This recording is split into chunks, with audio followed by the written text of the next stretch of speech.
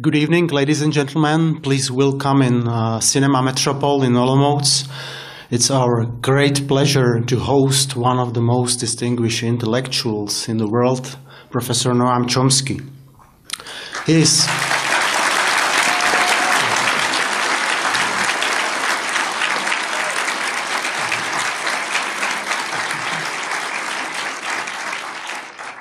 There are few people in the world who are as famous and as influential as Professor Chomsky, who still teaches at Massachusetts Institute of Technology.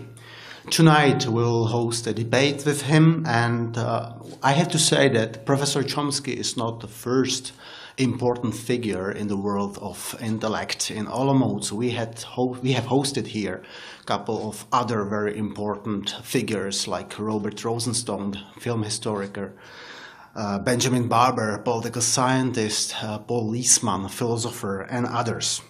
The strategy for tonight was to open up the questions for broader public, and we have got many of them through the internet. And our co-speakers today, Martin Škabraha and Vít Janeček, were about to select some of the most important interviews.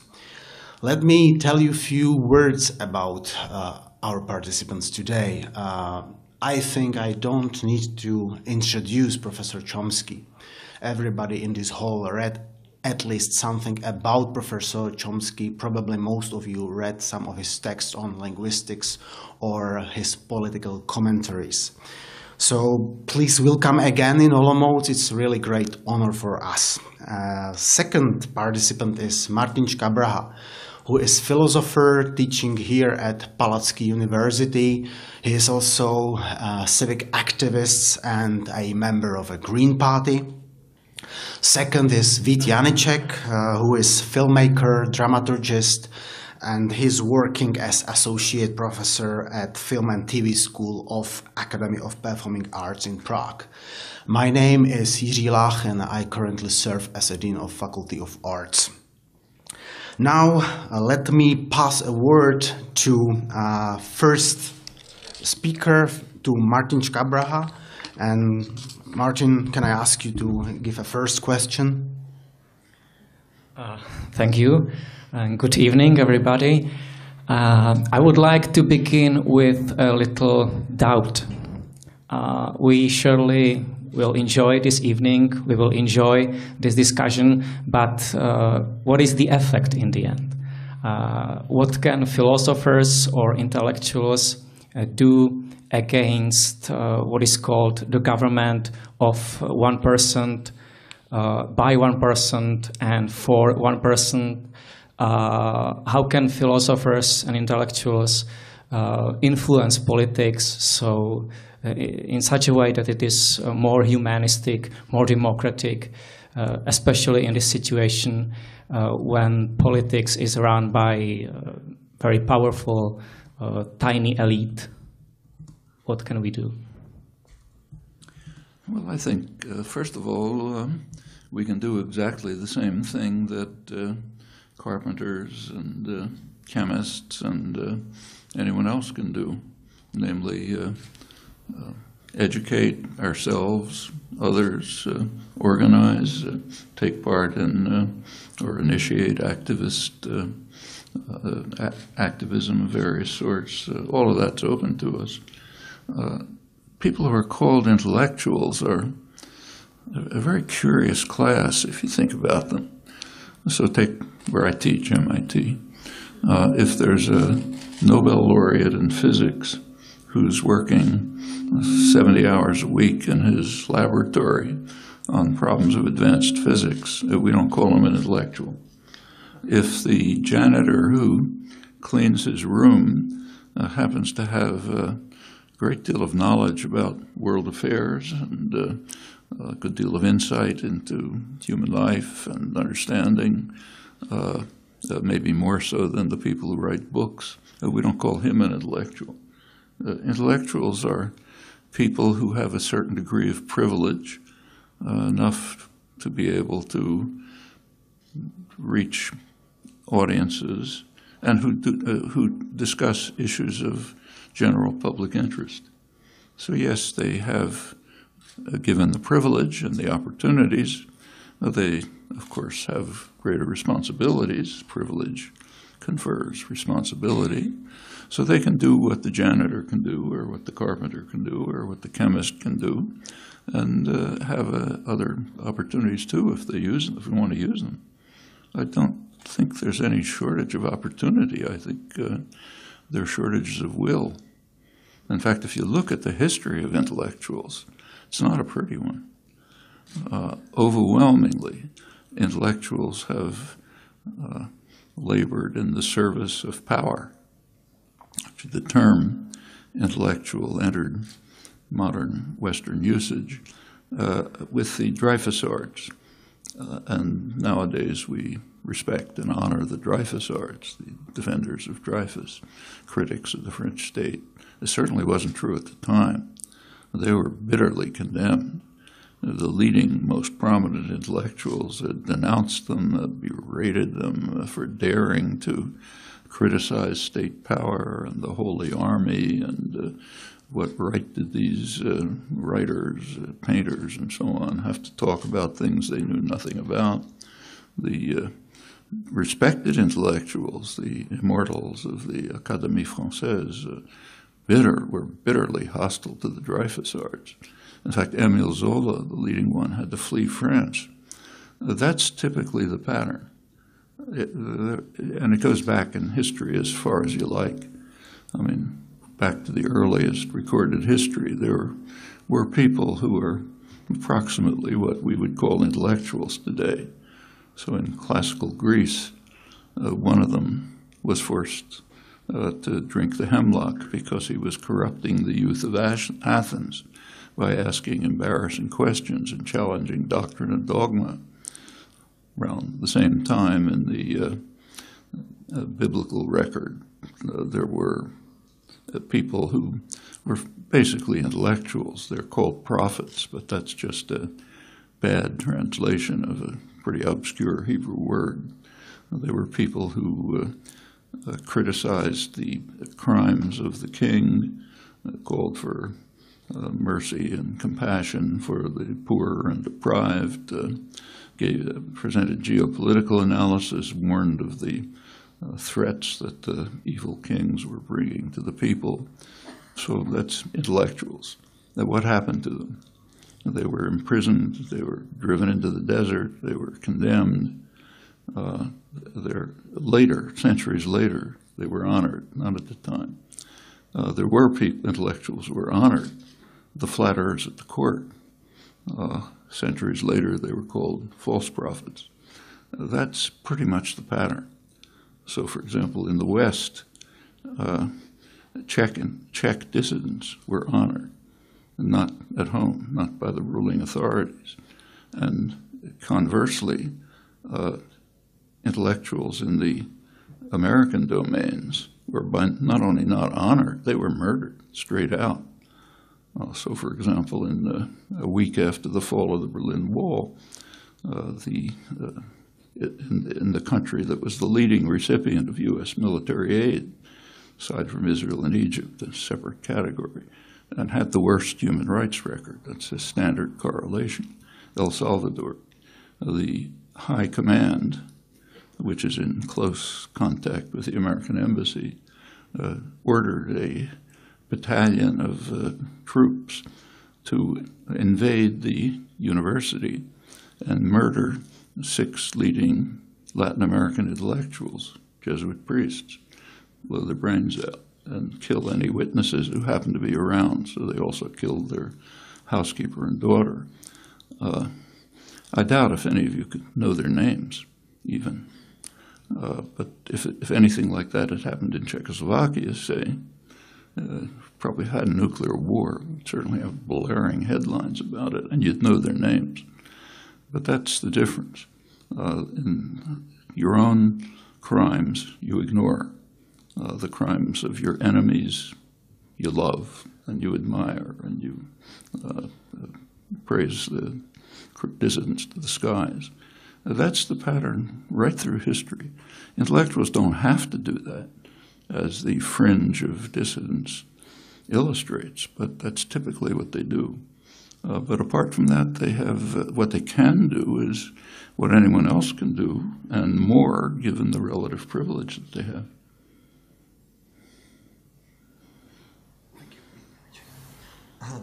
Thank you. Good evening. I picked several questions more or less associated with education and world of, let's say, university as a general environment for keeping certain knowledge and keeping valuable things from the history till today. The role of memory was always crucial in all intellectual activities and in the knowledge. And memory, the value of memory was always quite high. It was difficult to, the books were expensive, etc. I mean, also physical memory. We live in the age where the memory gets widely accessible, where basically everything can be stored and put into memory somehow. And it has also large impact for university education, starting with, I don't know, internet copy-paste system to, let's say, wide exposition of text, which people can be exposed with the text. The question is, what is your point? What should we keep and replicate, and what should we somehow refuse and forget within this context where the memory is so widely accessible? Well, first of all, it's not what you say is correct. I mean, the access to information is much easier than it used to be. I use the internet like everyone else, and it's easier to type something into my computer and get an answer back in 30 seconds than it is to go across the street to the library and look it up. But the change from libraries to the internet is much less of a change than the change from no libraries to libraries. That was a huge change. So the internet is a slight addition and a not insignificant one. As far as information is concerned, we've always been swamped by overwhelming amounts of information. I mean, my own personal education was mostly in when I had a stack in the Harvard Library, and this huge resource was right there. You could walk around the library, find all kinds of things you never heard of, a huge mass of information far beyond anything that anyone could assimilate, couldn't dream of it. And the internet expands that, but not in a fundamentally different way. So I think the question has always arisen, at least since the invention of the printing press, which made information, at least in principle, available to large numbers of people. It's always the same question. You keep what's valuable and you put aside temporarily what you think may not be valuable, and it's often mistaken, and you go back and you find you made the wrong decisions. But I don't know any way out of that. That's what's done in the sciences. That's a lot of my own work, for example, has been involved in, I happen to be interested in 17th and 18th century philosophy and science, and gone back and found lots of things that were understood, very well understood, and are now being rediscovered. If they had not been forgotten, we'd be better off. If they were understood today, we'd be better off. And you never know. You can't know. You can just do your best to try. But there's no methods. We're always been swamped by information. We always have to make these difficult decisions. Thank you, Martin. Okay, let's develop this topic. New information or communication technologies are great opportunity, but they are very dangerous at the same time, because they sort of multiply eyes and ears that our governments have, and they can spy on us more than ever in history. Sorry, is it okay? Oh, it's okay. So as I say, there is also a very dangerous aspect to these new technologies.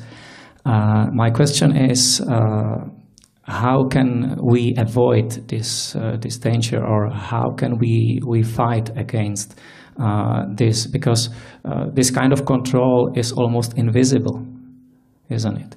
So what can be done against this danger? Well, I presume you're referring specifically to Edward Snowden's revelations about the National Security Agency efforts. I mean, the fact that governments spy on their enemies is not new, and nor is it new that the domestic population is one of the main enemies of just about every government and every power system. So sure, they're always going to try to spy on and control their domestic enemy. Now, that goes back as far as history does. People who've been involved in activism have always been conscious of this. I mean, I was very much involved in resistance against the Vietnam War, but we never used the telephone. I assumed it's tapped. We never talked about things, sensitive things, in open meetings with probably infiltrators. Sure, and that goes on all the time. But the scale of President Obama's efforts was really a shock. There's never been anything remotely like that. I mean, if anyone who is connected in any way to the electronic culture is being spied on, or can be. If you have a cell phone, the National Security Agency they may not bother, but in principle they have access to where you are, who you're talking to, what you say. It's even true if your cell phone's off. If you have a computer, the same thing is true. The Snowden revelations demonstrate that if computers, any electronic equipment that's made in the United States, computers, routers, network materials, go to the National Security Agency, so they can install equipment into them which provides access to every keystroke that you make, everything you're doing. Presumably China does the same thing to the extent that they can. That's doubtless they can't do it on the scale of the United States, which has enormous capacity. This is a system of surveillance and control which is beyond anything that anyone has ever dreamt of, either anything that was actually realized, like, say, the East German Stasi, or anything that was dreamt of by dystopian novelists like George Orwell and others. It's pretty phenomenal. And how do you defend yourself against it? By eliminating it. You have to eliminate it. If it's going on, there's no way to defend yourself against it. And that's not an impossibility. In the U.S. Congress, they came very close to a vote to end all funding for the National Security Agency. They lost the vote, it's expanded, but that's not impossible. It depends on the amount of popular opposition. That's true in Europe, that's true in the United States, that's true in countries with less influence in the world. But it's not going to happen by itself. Like anything else, if you just decide to say, I don't like it, nothing's going to stop. But we have plenty of opportunities for overcoming this real crime. It's a major crime. Actually, it is technically a crime. In the United States, it's an explicit violation of the Constitution. Explicit. You take a look at, use your internet, get back to the first question, and take a look at the Fourth Amendment to the Constitution. It's one of the initial parts of the Constitution. It bans what's called unreasonable search and seizure, guarantees the privacy of persons, their homes, their papers, and their effects, anything they own. That the reason that was put in was because this is right after the American Revolution. one of the things that sparked the revolution was the insistence of the British imperial masters that they had a right to interfere with individual privacy. That led to confrontations, armed confrontations, in fact helped set the revolution off. And this principle was instantly introduced into the Constitution. At that time, the tyrant were the British rulers. Today, the tyrant is President Obama and the American government. So government lawyers, of course, will try to argue that it's not illegal. That's the job of lawyers, whatever crime is being committed. But there's just no way to make these surveillance activities consistent with the clear and explicit wording of the Constitution. So it is technically criminal. The whole government should be, if laws really applied, they'd all be brought to justice for this. Of course, laws don't apply to the powerful. It's another story. But they should, and the public can make it happen, but only by direct activism, no other way.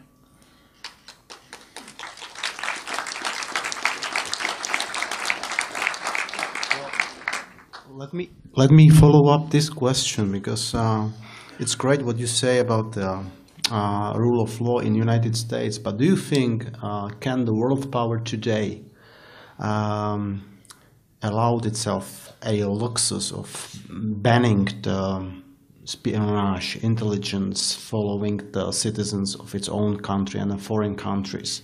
Because if the USA stopped this, I'm quite sure that other powers in the world will not do that. So isn't it a security risk for the US to stop this?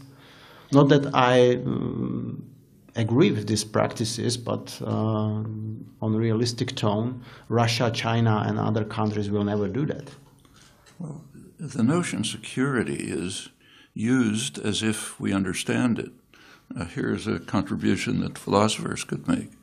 There's a standard line in a belief in international relations theory and public commentary and so on, that the main goal of governments is to achieve security.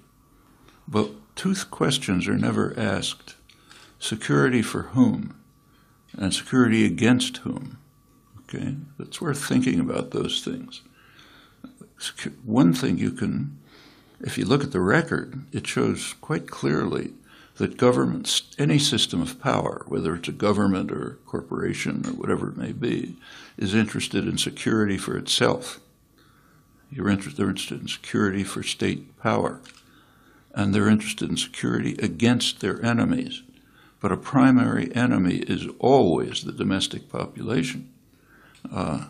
That's shown over and over. So I don't know, just take one recent event. The United States recently joined in a request to the International Criminal Court to try Syrian leaders for the crimes that they're committing. But there was a proviso. They cannot inquire into crimes of Israel, and they cannot inquire into crimes of the United States.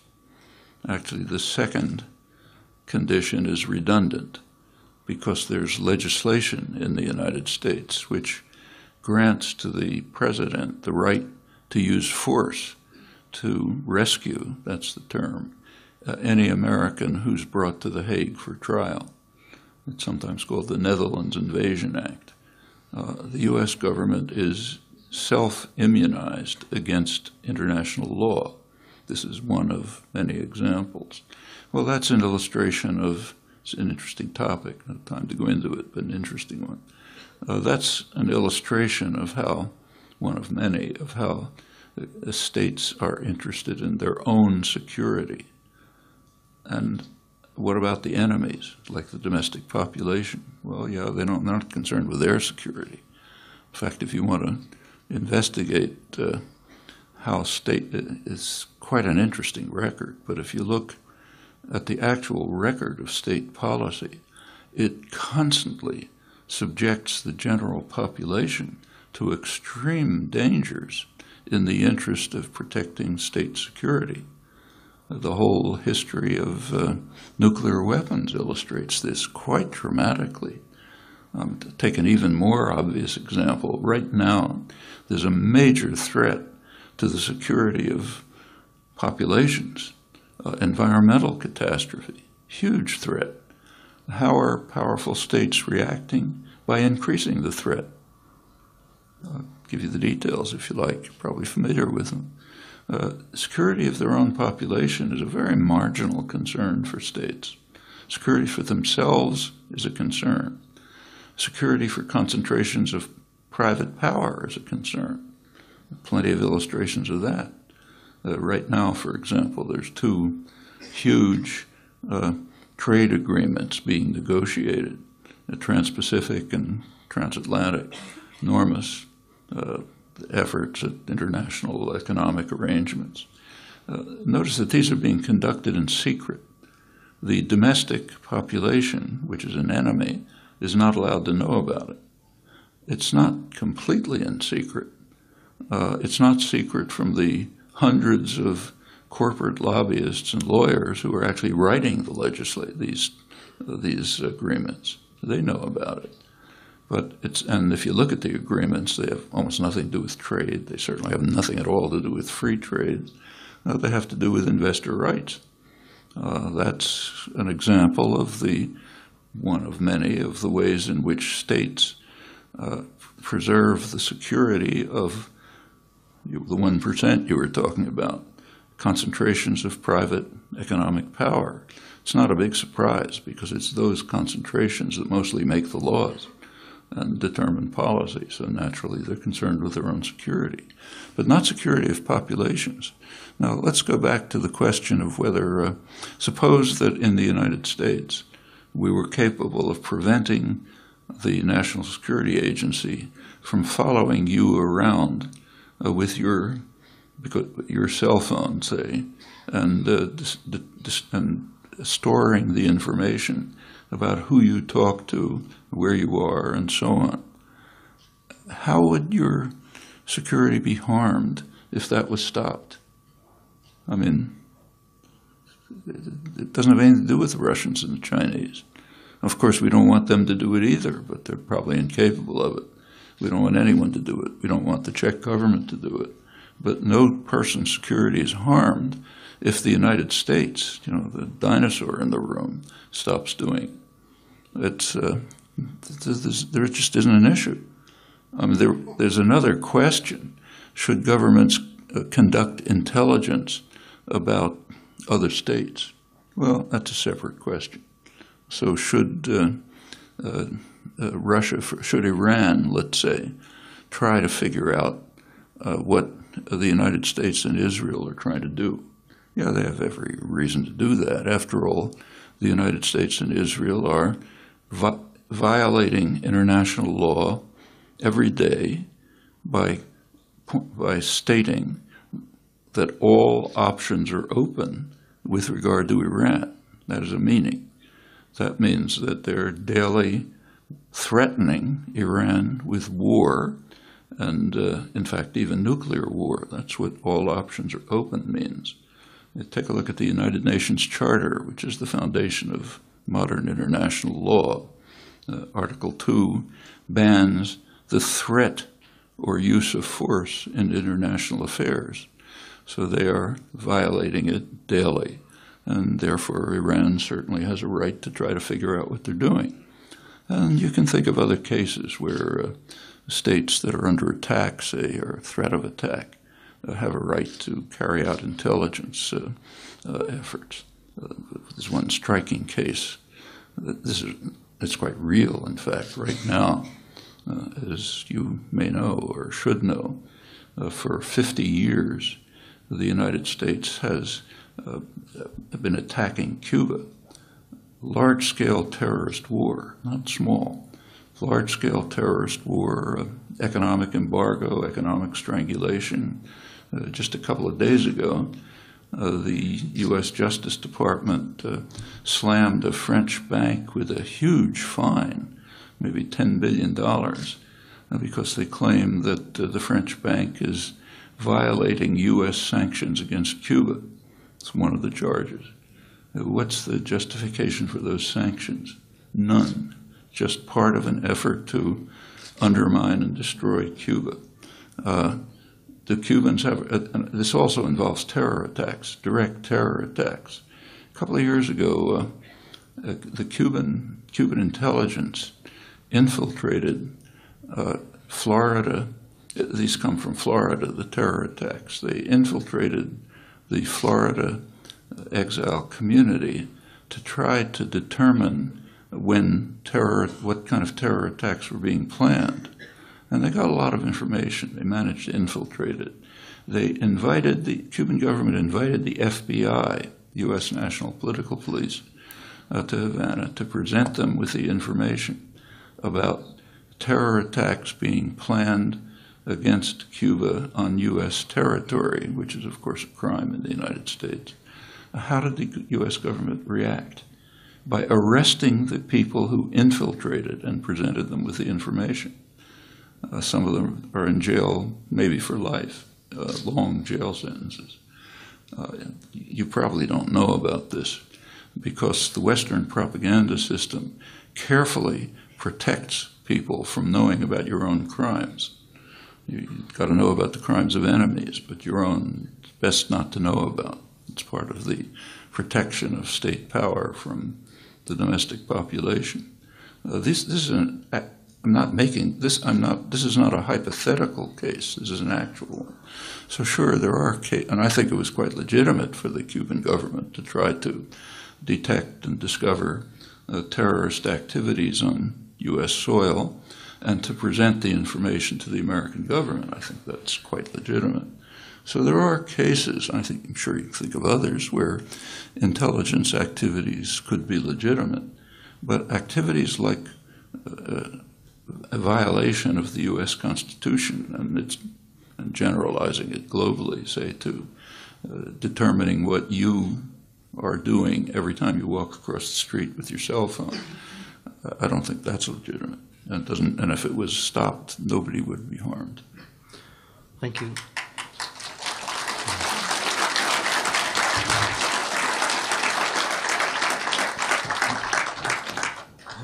Maybe I will try to follow with the question which also is associated with technology and awareness of all these things and possibility of awareness of these things you are talking about. The conception of literacy as something which gives one to connect with society, to read and write, to see like below the lines also, to interpret, was for a long time connected mainly with writing and reading. Technology brings complexity which needs much higher kind of also complexity in terms of literacy to be able to be competent to understand all the layers which technology like brings and to be aware of all the options. For example, also these kind of examples that the mobile phone is not only the mobile phone, but it's part of some network with many other functions. Do you see some special role of education in getting this kind of new literacy for this kind of world? Because in education there is a high value of, let's say, critical thought that derived from critical thought of, let's say, past ages, but maybe there is something new coming. Well, first of all, I think we ought to be clear about the facts. Most of you, judging by your ages, know a lot more about this than I do. But my impression is that the new technology is bringing about illiteracy, not literacy. I can see it directly with, I get a ton of email, constant flow of email. I noticed a couple of years ago that there's a change in the character of the email. A lot of it is very short. Some of it is so short it actually fits in the subject line. And somebody pointed out to me it's probably Twitter things. These are what this illustrates is something much more general that's going on among especially younger people than younger means a lot of people from my point of view. There's a tendency towards abbreviation. Like my grandchildren, when they write a letter, it's texting. Just get a couple of symbols on the. I noticed my own students, they don't read as much as they used to. I used to, years ago, if I made, say, literary references in class, students usually know what it is. And now, much less. Actually, one of the gurus of the new technology, I've forgotten his name, said recently that with contemporary advances, we don't need things like War and Peace or Proust any longer. We can do it very briefly, This is something that I think it's already happening. It's even being studied. There are some studies of literacy among college students over a longer period, and it is reducing. There's much less reading of independent reading of, say, literature, and much more focus on things you can do very quickly and briefly and so on.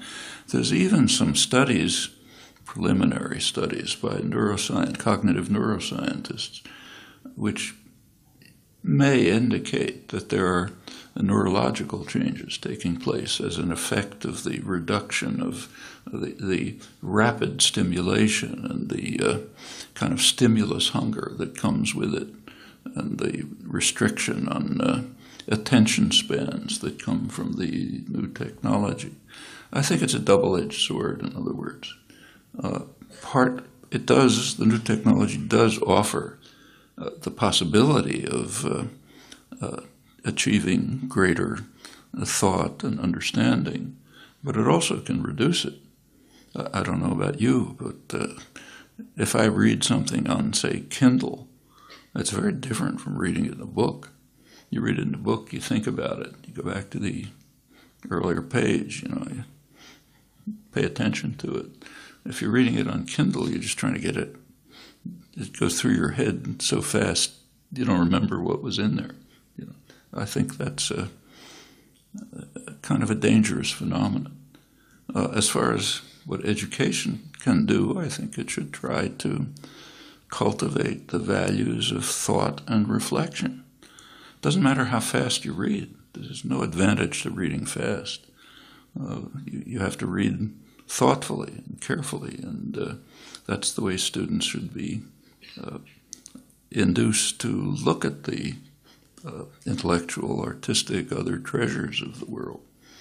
But I think they may have to combat the new technology.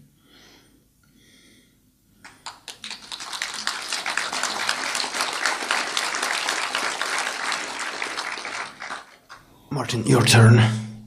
All right. Let's go to the big issue, and that is anarchism. You call yourself an anarchist or anarcho-syndicalist, to be precise. So my question, or actually I would like to pose more questions on this topic. But the first question is very simple, but I guess the answer should be very complex. How would an anarchist society would look like? How would an anarchist society would look like? Sorry. And second question: how to communicate anarchist ideas? Because my experience is, and I'm not anarchist myself, but kind of sympathizer.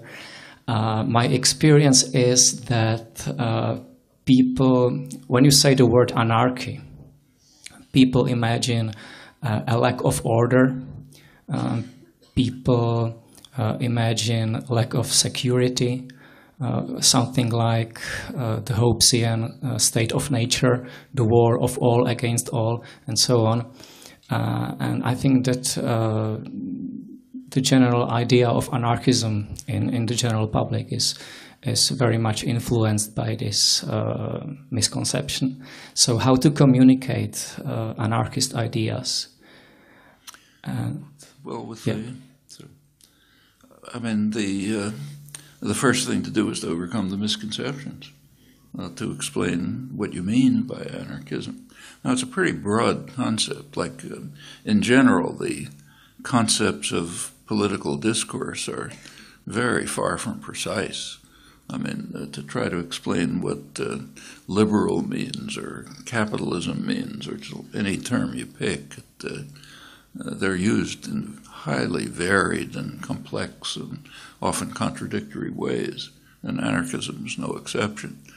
But I think if you try to find a sort of core themes running through anarchist thought and action, there are some. Basically, it seems to me one should think of anarchism as not a specific set of doctrines, but just a kind of a tendency in human thought and action, which tries to detect and discover structures of authority, domination, and hierarchy, and there are plenty of them, and challenge them. Ask them to demonstrate their legitimacy, recognizing that they are not self-justifying. They have a burden of justification. That's true all across the spectrum of human life, from patriarchal families to imperial systems and everything in between. Wherever you find a structure of domination, hierarchy, somebody giving orders, somebody taking them, whatever it may be, you have to ask, is that legitimate? You cannot assume you shouldn't assume it is legitimate because it's been like that. That's not a justification. You have to ask, is it legitimate? When you do, you generally find that it can't be justified. There are cases, you can think of cases where you can make up a justification, but try it. It's pretty hard. Most of the time, the justification is the way power is distributed. That's not a justification. And anarchism is the effort to discover such systems when they can't justify themselves, to dismantle them and to move towards greater freedom, justice, opportunity, individual creativity, cooperative activity, and so on. It's just a tendency in history. And I don't think it's hard to communicate to people. I think they take it for granted if it's brought to their attention. And you see it. For example, take one of the major achievements of the last 50 years in many societies, the United States, many others, I'm sure here, has been women's expansion of women's rights. It's changed enormously. And how did it happen? Well, as soon as the structures of oppression were identified, they kind of disappeared, which is not instantly, of course. There's resistance, still plenty of resistance. But there's a nice, it's a general truth that power prefers darkness. If it's exposed to the light, it erodes. If people can see it, it erodes. And this happens all through history. Where does it lead? So what would the final goal be? I don't think anyone is smart enough to say that, to say what it would be. This is a constant, ongoing effort to try to expand the realm of justice, freedom, independence, breakdown of authority, and so on. And I don't see it should have any limits. You can think of all kind of concrete cases. So, for example, just think of the forms of authority and domination that exist in our societies. One of the dominant ones is wage labor. If you go back to the early days of the Industrial Revolution in England and the United States and other countries, people who were being driven into the industrial system bitterly condemned it. In the United States in the mid-19th century, when the Industrial Revolution was beginning, working people described wage labor as equivalent to slavery. The only difference was that wage labor is supposed to be temporary, whereas slavery is permanent. Actually, that was such a widespread idea that it was a slogan of the Republican Party. Abraham Lincoln accepted it. That's when Northern workers went to war in the Civil War. That was one of their slogans. Want to eliminate chattel slavery, literal slavery, and what they called wage slavery. No influence of Marx or European radicalism. This just came straight out of popular understanding, the popular understanding of free, independent people who felt their rights are being taken away by being forced into a system where they have to sell themselves to survive. I mean, they understood. You read they had their own. This is the period of the freest press in American history, maybe any history. There's working class press, what were called factory girls, young women taken from the farms and forced into the textile mills, had their own journals. It's very rich literature. And one of the themes was that if you sell what you produce for a price, like you're an independent crafts person, you make something and you sell it, you're selling what you produced. If you work for a wage, you're selling yourself. You're losing your freedom. You're the only thing that you're selling is yourself. You're losing your freedom, your dignity, your independence, your worth as a person. Well, over the century, over the century and a half, this has kind of been instilled into people's heads, and the intuitive understanding of the absolute injustice of this relationship has been kind of suppressed. But I think it's right below the surface. I don't think it takes much for people to recover the understanding that was second nature a century and a half ago. Maybe some work, but that's the kind of thing that organizers and activists ought to be doing. And that's a kind of oppression and domination that I think should be eliminated. And we know how to do it. It should be eliminated by enterprises that are managed and run by their participants. Not a particularly obscure or even utopian concept that happens in many cases. For example, there's in Spain, Basque Country, there's a huge conglomerate, Mondragon, which is more or less run on these principles, not quite, but something like it. It's owned by the participants. They select their own managers. They don't manage it themselves, but they're under recallable and so on and so forth. That's a step towards overcoming the deep oppression of the wage labor system.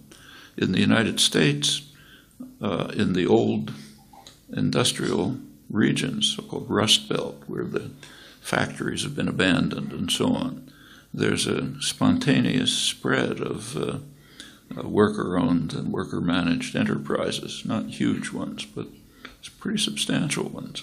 In fact, they're now one of the more progressive unions, the United Steelworkers, is right now involved in discussions with Mondragon in the Basque Country to try to integrate their activities. These things come very naturally to people. It seems perfectly obvious thing to do, and I don't think there's difficulty in communicating it once people are freed from the oppression that comes from just reflexively adopting the customs and conventions in which you survive. Actually, it's rather similar to the women's movement in this respect. So, for example, if you'd asked my grandmother whether she was oppressed, she wouldn't have understood what you're talking about. That's like asking, does she breathe? If you asked my mother whether she was oppressed, she knew it, and she resented it, but she thought there's nothing you can do about it. My daughters, it's totally different. They won't even bother answering it. Those are changes. Those are changes that have taken place just through exposing power to the sunlight. and seeing it evaporate. And I think this can happen in many domains. So what would an anarchist society look like? Well, you know, the final result, I don't expect the final result. Human life is too complicated, but you can see steps towards more freedom, more elimination of illegitimate structures of authority, and where it goes is for people to make their own decisions about.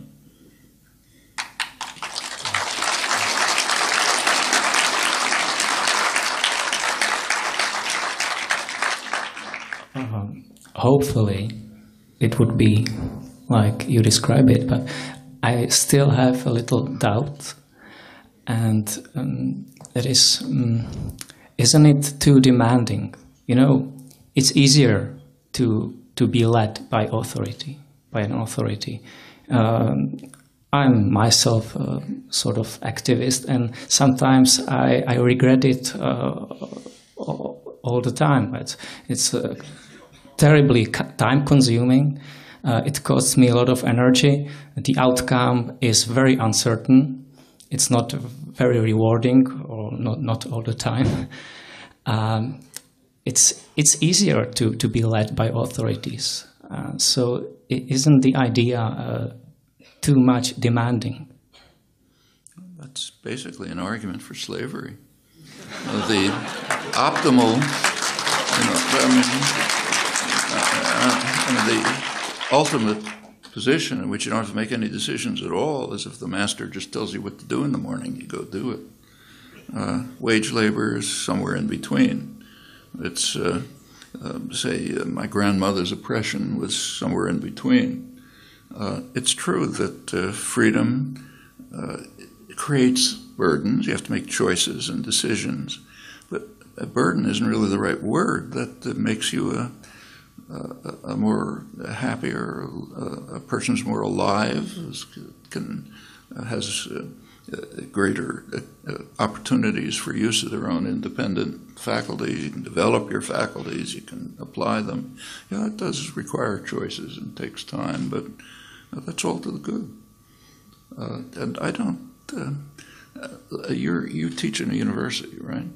Well, universities are about as close as exists in the modern world to self-managed societies. Like there is an administrative structure. There's the people who run it, and the state authorities and so on. But deans, we've got to get rid of them. But you go to a university faculty, the actual faculty, say the philosophy department or the chemistry department, pretty much they make their own decisions about what they're going to do, what they're going to work on, when you're going to work, when you're not going to work, who you work with, what courses you teach, and so on and so forth. I mean, it's not an anarchist society, but it comes about as close as anything in the modern world.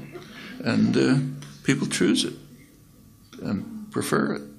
It just gives you lots of freedom that you don't have in other professions. That's one of the reasons why people quite commonly will take an academic position instead of working in the business world at a much higher salary, but much less freedom.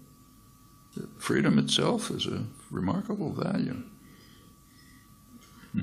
Just a small remark. There were plenty of doctrines, ideologies, and then regimes which were promising anarchical society or a society where the oppressors are gone. Well, actually, they brought more oppression and more suffering, and you can go far back in the history. So, which do you have in mind? Well, French Revolution, for instance. Well, the French Revolution didn't promise anarchy. Well, that's true. They didn't promise anarchy, but they brought a society in anarchy for a while, and a number of people suffered. Not anarchy. They brought they did overthrow a system of oppression, like the king, the nobility, the church, and a lot of that was permanent. But it quickly instituted a system of extreme oppression, very quickly. Nevertheless, there were gains, and the gains are permanent. They, through the rest of French and, in fact, world history. A lot was built on the basis of the achievements that were made, even though they were beaten back. Well, we have some uglier examples, like the Soviet regime, which was promising. I'm not saying that it was an anarchy, but it was promising something better. I think that's a mistake. If you take a look back to the early part of the 20th century, early 1900s, the Marxist left was bitterly condemning Lenin because of his authoritarian tendencies. In fact, even people like Trotsky, who later cooperated with him, were pointing out that Lenin's conception, this is before the 1905 revolution even, Lenin's conception was that the Communist Party should rule over the proletariat, the Central Committee should rule over the Communist Party, and the maximal leader, Lenin, should rule over the Central Committee. And in fact, about as soon as the Bolshevik takeover took place in October 1917, that's exactly what happened. If you take a look at I think the history is, in my view, misunderstood. There was a period from April 1917 until October 1917, right in that period. If you read Lenin's writings there, they do have a kind of a libertarian, anarchist flavor. But it was not true before, and it certainly wasn't true after.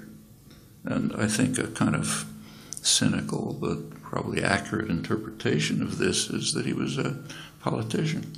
He was trying to appeal to the revolutionary fervor of the 1917 revolution. So he was taking the positions and the attitudes of the general public and was trying to present himself as the spokesman for them. Once he took power, it was back to the earlier positions, highly authoritarian. And in fact, Lenin, in his justification, he had a reason. He had there was a justification for it. It wasn't just personal power. I mean, he was an orthodox Marxist, and there was a kind of a Marxist orthodoxy, which Marx didn't believe in. But Marx and Marxism are two different things. There was a Marxist orthodoxy, which held that the proletariat has to be the leading force in bringing about a communist revolution. Now, Lenin understood that in Russia was a backward, mostly peasant society. There wasn't a proletariat which could be a leading force. And if you look at Lenin's view at the time, it was that the revolution would take place in Germany, the most advanced industrial society, and Russia would be a kind of a backwater, and it would sort of have to be drawn along in the world revolution. Well, there was a kind of an effort, the Spartacist uprising in 1919, which quickly crushed, and that was the end of Germany as the leading force in the global revolution he was thinking about, and Lenin immediately undertook kind of state capitalist policies, new economic policy. And the idea was to drive Russia, which from his point of view was a backward peasant society, to drive it to industrialization. And then when you get an industrial proletariat, iron laws of history and all that, they'll carry out the revolution. Marx, incidentally, didn't believe that. And Marx himself was quite impressed by the revolutionary potential of the Russian peasantry. He was, in his last years, you look at his manuscripts, he was spending a lot of time on the detailed analyses that were presented by the Narodniks of the Russian peasantry, and he was pretty impressed by them and felt that there was a real revolutionary potential there. But that was not the view of the urban Marxists, either the Bolsheviks or the Social Democrats. And they kind of suppressed that work of his. It wasn't really discovered until considerably later. But I think that was kind of the logic of it. So there was never an effort, in my view, in the part of this is not the Soviet Union, this is Russia, to have it lead a socialist, communist, even socialist revolution. I think that's a misunderstanding. Of course, that was the world's two propaganda systems insist that the Soviet Union was socialist. The West insists on it in order to undermine socialism. The East insisted on it to try to gain what they could from the moral appeal of socialism. And when the world's two propaganda systems, the huge one in the West and the small one in the East, when they agree on something, it tends to be kind of persuasive.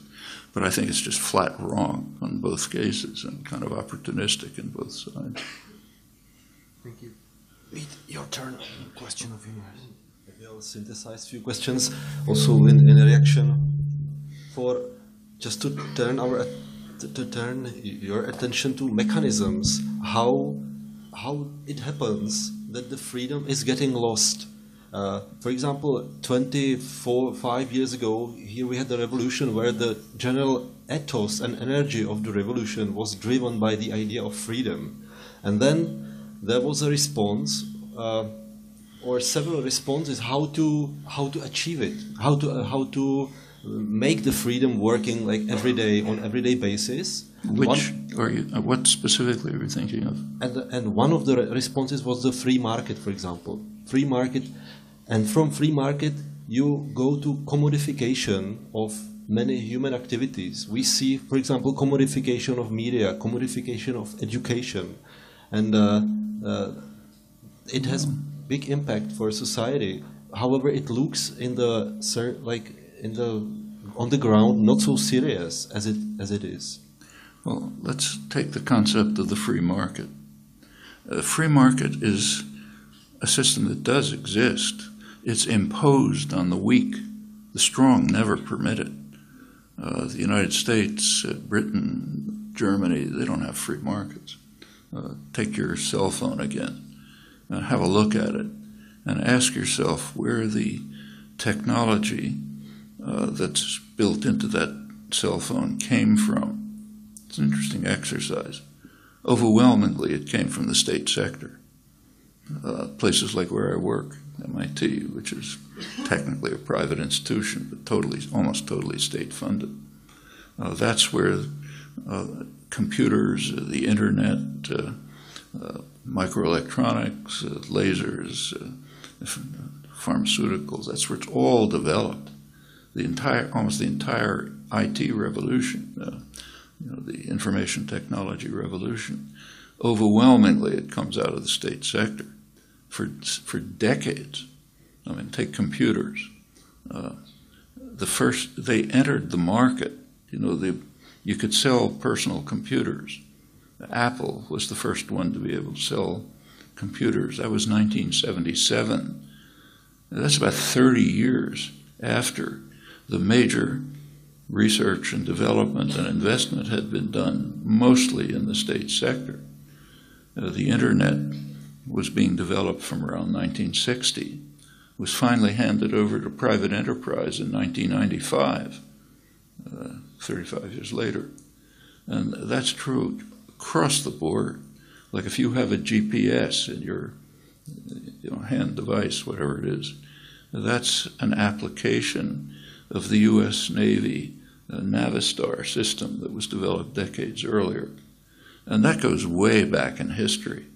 The American mass production system, which kind of amazed the world in the mid-19th century, was mostly developed in government armories. And there's a reason for this. When things are done in the state sector, cost and risk don't matter because the population is paying for it, taxpayers paying for it. So you can undertake risky, costly efforts. Finally, if anything comes out of them, they're handed over to the private sector for profit. Now, this is an exaggeration. It's not 100% like this, but that's the core way in which the economy works. It goes way back to the early days of British industrialization in the 18th century. The record very clearly shows that states that have violated what are called sound economic principles are the ones that have prospered. Just to give you an illustration, when the American colonies were liberated from England, they got advice from the best British economists. Adam Smith, for example, advised the colonies on the policies that they should follow. And his advice was almost the same as what the IMF told Eastern Europe in 1990 and what the West tells the Third World, almost the same. You should have market principles. You should, he told the colonies, you should concentrate on what you're good at, what later was called your comparative advantage. You should produce cotton and primary products and fish and fur. Don't produce manufacturing goods, because the British manufacturing goods are much better.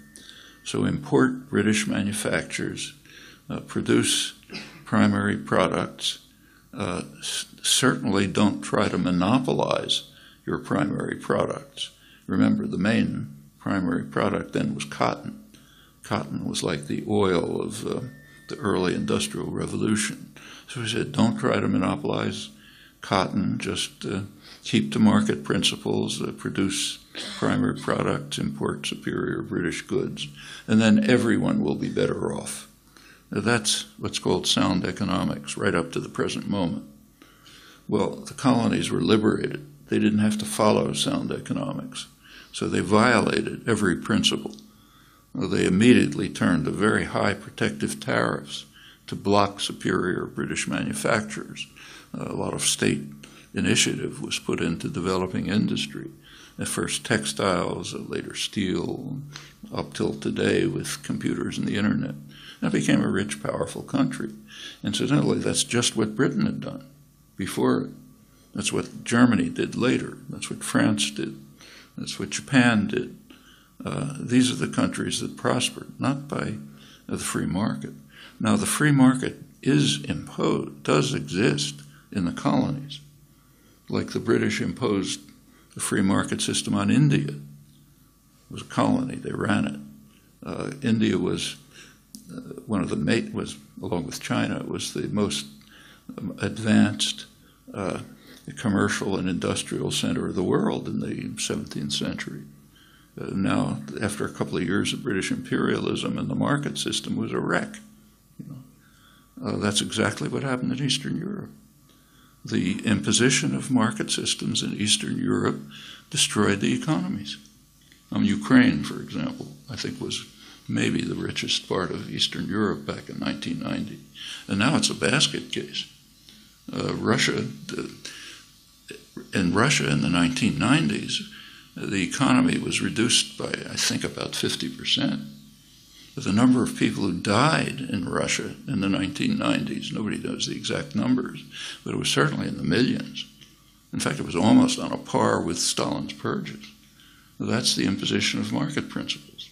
You see it all over the world. So I think we should, the rich and the powerful protect themselves from markets dramatically. I'll give you the most dramatic example from today's economy. Today's economy, Western economies, are largely financialized.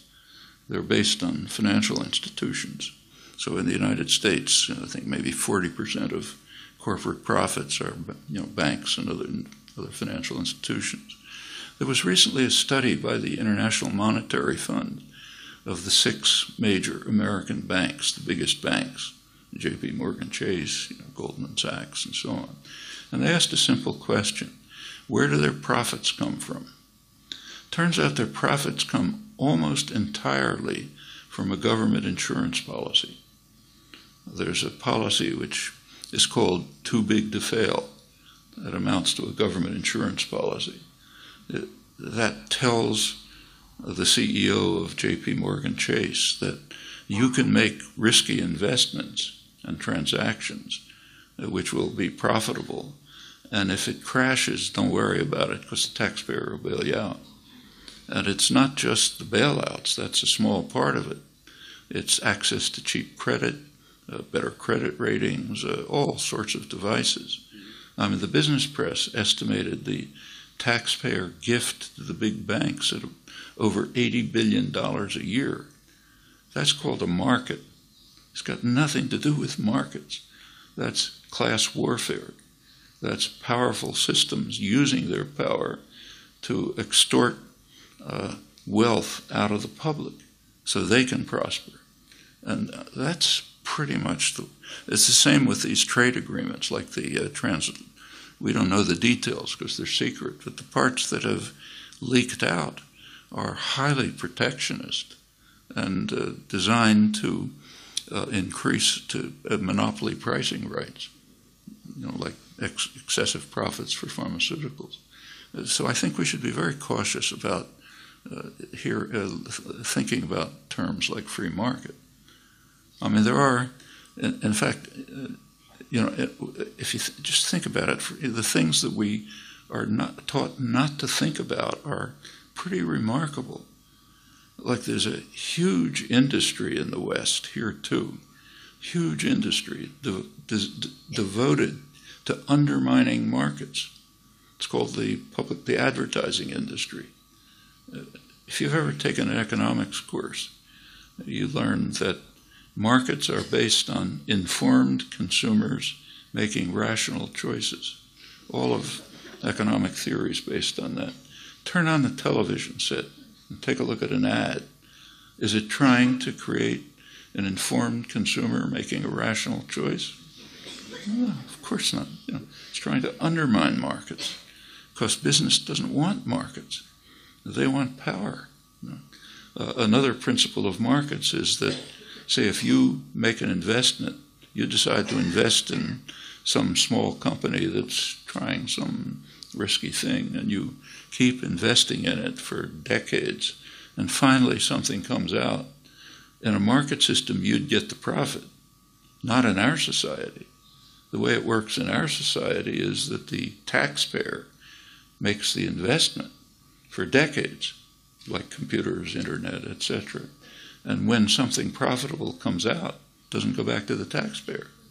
It goes to Steve Jobs or Bill Gates or somebody like that. It's got nothing to do with markets. It has to do with power. And again, there are places where market systems are imposed, like the Third World or like Eastern Europe after 1990.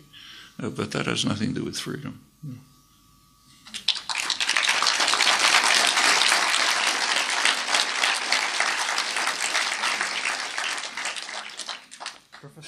Professor Chomsky, you have touched the topic of Russia, and may I ask you about your current view on the situation in Ukraine, Russia, Crimea, and reaction of the US government or EU towards the situation there?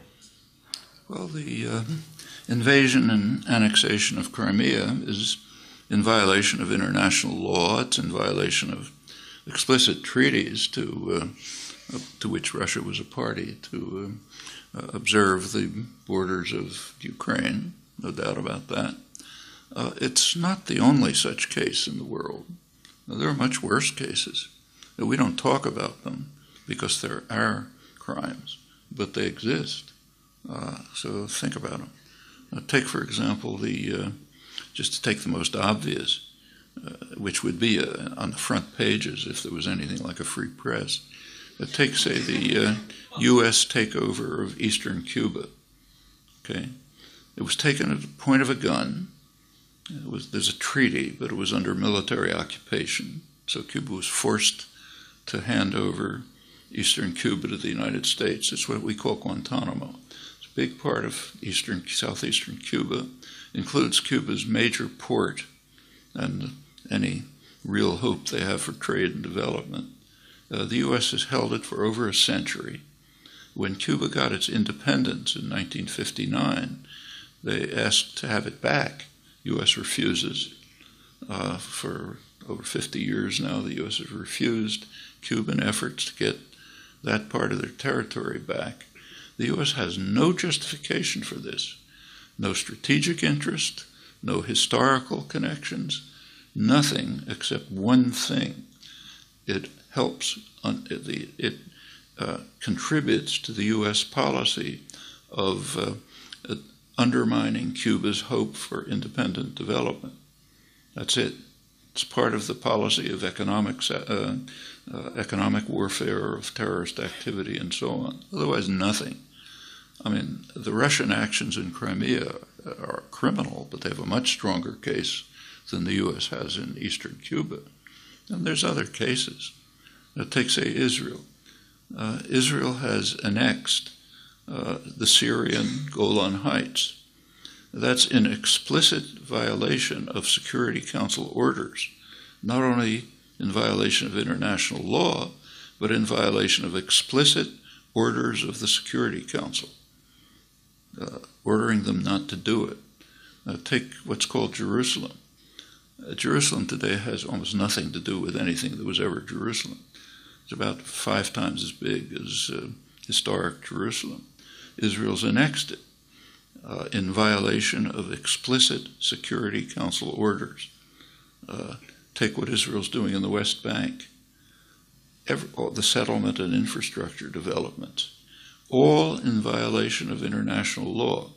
It's not debatable. I mean, the Security Council, the International Court of Justice have all ruled on it. They can do it because the United States backs it. And that's the way power works in the world. So there's that. And we can continue. The Turkish occupation of northern Cyprus. There's many other cases. So sure, it's a criminal act. Should be condemned in the context of recognition of what's going on. First of all, in comparison with others that we're responsible for. And also because Russia does have claims, unlike the U.S., say, in eastern Cuba.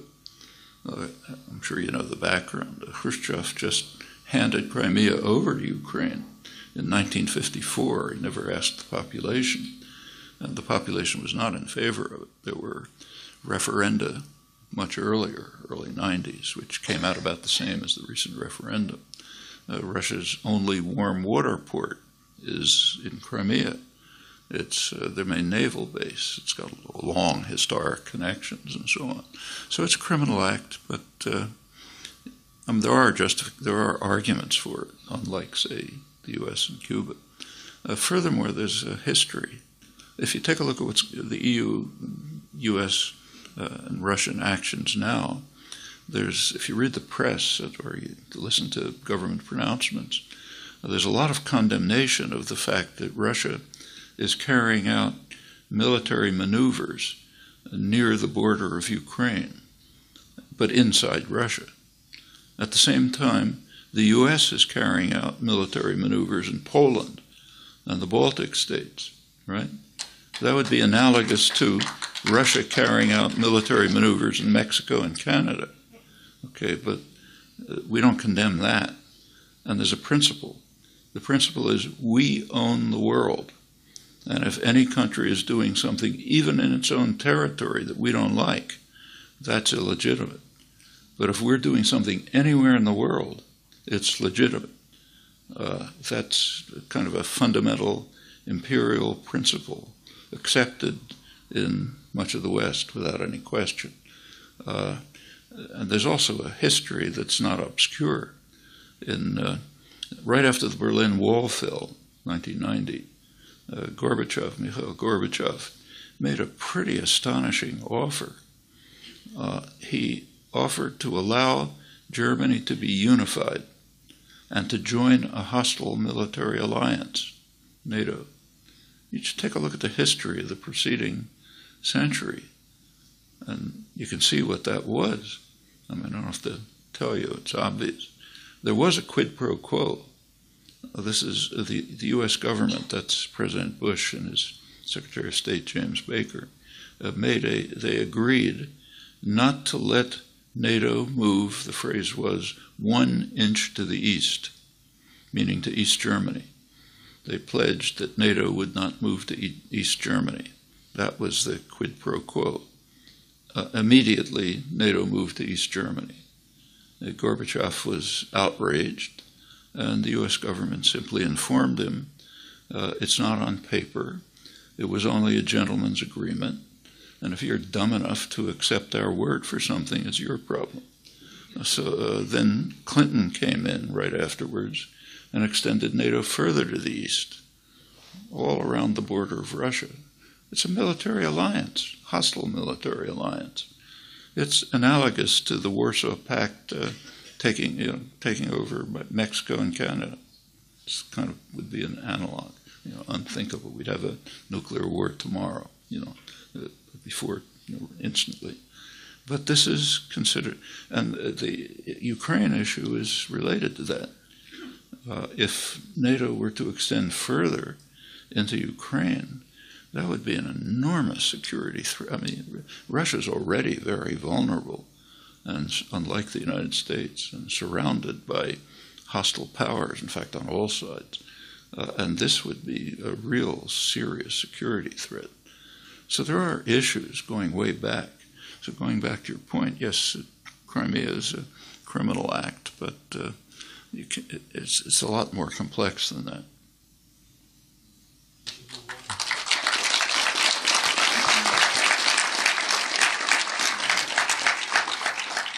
We should move on, and last two questions. So first, Martin. Okay, thanks. Up to this point, we were talking about humans, but I think we could utter a few words also about other beings, those without universal grammar. And I would like to know your opinion on animal rights, and then your opinion on veganism. What do you think about that? Well, over the past centuries, the kind of domain of rights has been expanded. So like if you go back 800 years to Magna Carta, the kind of foundation of Anglo-American, now Western law, it granted something called presumption of innocence. You're innocent unless proven guilty in a fair trial by a jury of peers. Now that, incidentally, that right has completely disappeared. Today, guilty means that Tuesday morning, Obama decided to kill you. That's what guilty means today. That's the drone terror campaign. But there was such a principle, presumption of innocence, but it was for free, privileged men, in fact, barons. Over the centuries it expanded. Not totally, but it did expand considerably. Okay, you take, say, the United States. In the United States Constitution, it's there, but it meant free men with a certain amount of property. Obviously, it didn't mean slaves. It didn't mean Native Americans. It didn't mean women. They were not. In fact, women under the U.S. took over British common law, under which women were property. They weren't persons. So a woman is the property of her father. That's properties handed over to her husband. In fact, that lasted until 1975, not that long ago. In 1975, the U.S. Supreme Court ruled that women have a right to serve on federal juries. That means to be peers. To be a peer means to be a person. So it took a long time, but expanded. It's not perfect, but it expanded. And rights have extended in other ways, like slavery is outlawed and so on. And that's also true of animal rights. There's been an expansion of the concern for animal rights. So take, say, Cambridge, Massachusetts, where I live, two major universities, Harvard and MIT. 50 years ago, the labs were carrying out experiments with animals that you cannot carry out today. They violate federal law, local law, and even university laws. Right, that's an expansion of the domain of animal rights. At the same time, there's severe regression, huge regression. You take a look at species extinction today. Species extinction today is at the level of 65 million years ago, when an asteroid hit the Earth and ended the age of the dinosaurs. Massive extinction took place that kind of opened the way for mammals, ultimately us. Species extinction now is at the same level, except we're the asteroid. That's an attack on animal rights, which is just colossal. You know, we're wiping out species at the rate of 65 million years ago when an asteroid hit. You can't imagine a more extreme violation of the rights of animals, of species. And we don't even know if that's, not enough is known to know if that's the actual number. It could be much higher, because I can't identify lots of species. So it goes both ways. It's definitely a serious issue, and we ought to think about it. Part of geologists, as a lot of you probably know, break up the history into epochs. Now, there was the Pleistocene, which lasted a couple of million years, up until 10,000 years ago. And then comes the Holocene, that is connected with the human invention of agriculture, which made a big change in the general environment. 250 years ago starts a new epoch. It's called the Anthropocene. That's the Industrial Revolution, with really rapid effects on the general environment. You take a look at these numbers and project, and it's not pretty to ask what comes next. But that's what we're doing, and we're racing forward to make it worse. That's, say, in the United States now, there's a lot of enthusiasm about becoming the Saudi Arabia of the 21st century, 100 years of energy independence and so on. What's the world going to look like after another century of exploiting fossil fuels? Well, don't have to leave it to your imagination, but it's not something projected for the future. It's something underway right now with a massive attack on animal rights. In fact, massacres. And we're next, not far.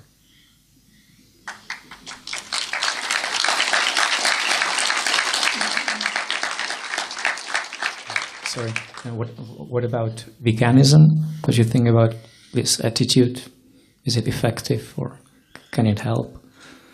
Well, I think you can give an argument for it, but there's costs associated with it. I mean, it takes time, effort, planning, so there are costs. And you could say the same about turning the lights on in the evening. I mean, we all do it, but there are costs. In fact, that's one of the things that's contributing to the massacre of animals. So we live in a world in which we make choices and they have costs. And you have to then make decisions about which ones are the right ones for you. What's the opportunity cost for doing something? So should you live in the dark, say? Should you walk instead of taking a bus? I mean, questions arise all the time. Veganism, I think, is like that. So thank you. One last question, if I may ask you. Okay, I will take the question coming from universities are named after the word universality. What is the situation today? Can you see it as universality? Is it still applicable? Universality? Yes. Well, I think there are some simple universal principles which we all which are kind of interesting if you think about them. They're the most interesting ones are the ones that are doubly universal. They're universal in that we all accept them, and they're universal in that we all violate them. So we accept them in principle, but we violate them in practice. So take the most elementary one, the golden rule, apply to yourself the same standards you apply to others, version of it. If you ask, do we accept it verbally? Yeah. Do we live by it? Not for a minute. Take a look at the way all the things we've been talking about. Do we apply to ourselves the standards we apply to our enemies? Say Russia today, or Iran, or whatever.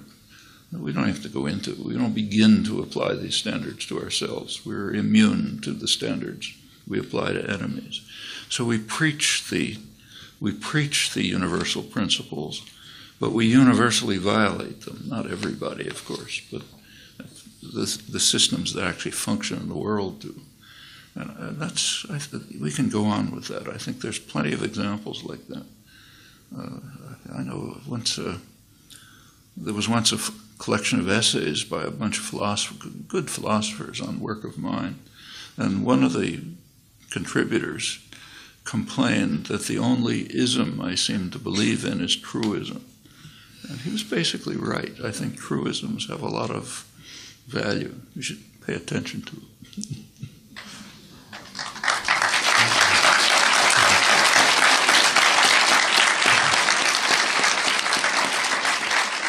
I'm sure there are plenty more questions which we have in mind and audience has, but we are running out of time. Professor Chomsky, I wanted to thank you very much for being with us tonight. Thank you very much. It's a great honor for Palacký University and I think for the whole Czech Republic. We appreciate your highly controversial issues and views on some problems like politics, and I hope you will enjoy the rest of your stay in wonderful city of Olomouc. Thank you very much again. Thank you.